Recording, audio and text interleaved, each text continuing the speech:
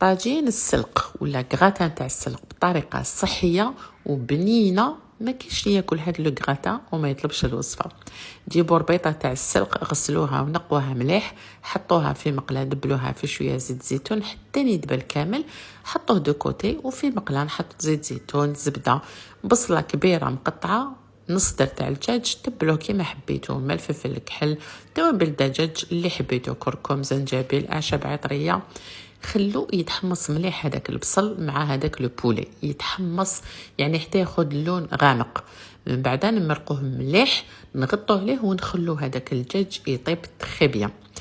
اونتر طون هنا نروح نوجد في ريسيبيون 4 حتى 5 حبات بيض، شويه تاع الكريمه الطازجه، ونحطو شويه خميره الحلوه، نهبط هذاك السلق، ونجيب هذاك لو بولي اللي كنت نحيته جلي اميتي، والمرقه نخليها تعقد تري بيان هكذا حتى يعني تنشف.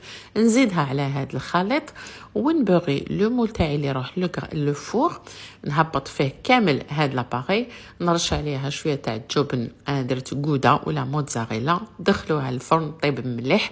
كي طيب زيدوا حمروها من الفوق. هاد الطاجين بنين، غني بالخضر وغني بالبروتينات اللحم والبيض، وزيد غني بالدهون الصحيه. نتمنى ان شاء الله تعجبكم الوصفه وتبارطاجيوها. سلام.